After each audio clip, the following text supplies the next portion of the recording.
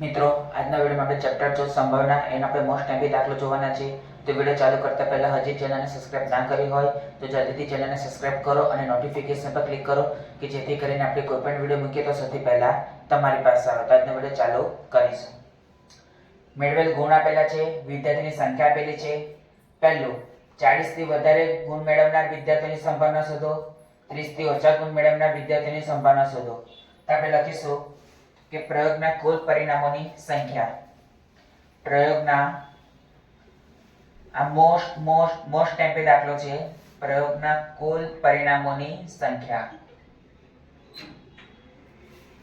તો શું કરીશું? આ બધાને આપણે શું કરીશું? સરવાળો કરીશું.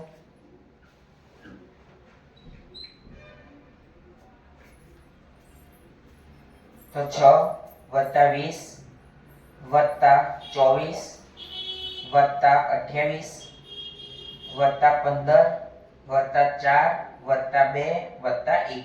તો પ્રયોગના કુલ પરિણામની સંખ્યા કેટલી છે? 100. તો આપણે લખીશું કે 6 + 20 + 24 + 28 + 15 + 4 + 2 + 1. આ બધાનો સરવાળો કેટલો આવે છે? 100. તો પહેલી ઘટના, ધારો કે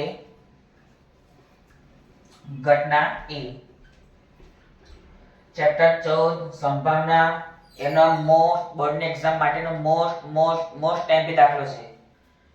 ધારો કે ઘટના A લખીશું 40 થી વધારે ગુણ મેળવનાર વિદ્યાર્થીઓ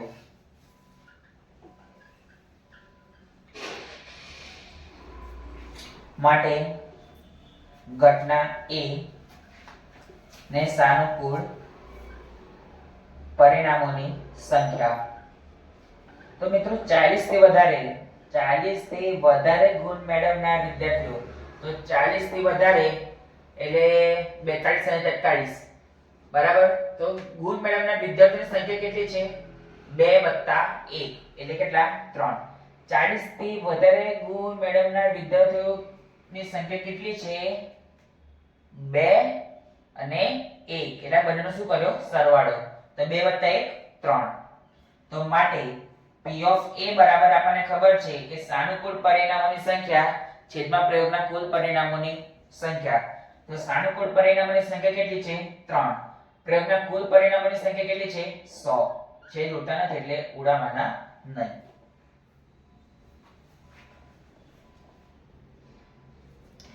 ચાલો હવે બીજી ઘટના. આ વિડિયો સ્ટોપ કરીને લખી કાઢજો કાં તો પછી સ્ક્રીનશોટ પાડીને લખી કાઢજો.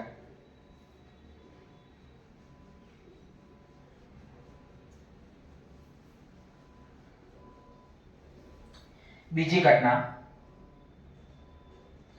ધારો કે ઘટના B 30 થી ઓછા ગુણ મેળવનાર વિદ્યાર્થીઓ. 30 થી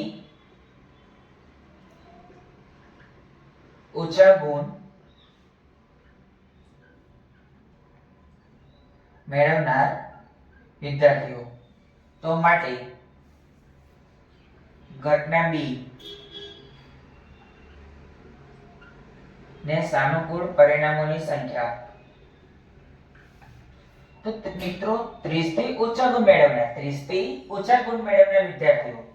તો 30 થી ઓછા ગુણ મેળવનાર વિદ્યાર્થીઓની સંખ્યા 30 થી ઓછા એટલે 29 28 25 20. તો આ ચારે ચારનો શું કરીશું? સરવાળો કરીશું. તો 6 + 20 + 24 + 28. આ બધાનો આપણે સરવાળો કરીએ તો કેટલા આવે છે? 78.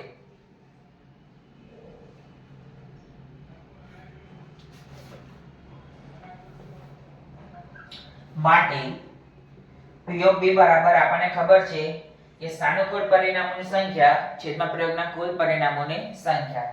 તો સાનુકૂળ પરિણામની સંખ્યા કેટલી છે? 78. પ્રયોગના કુલ પરિણામની સંખ્યા કેટલી છે? 100. જો તમારા પોઈન્ટમાં લાવવો હોય તો તમે લાવી શકો છો, નહીતર તમે આવું લખો તો પણ ચાલે, એ માર્ક્સ આપે ને આપે છે.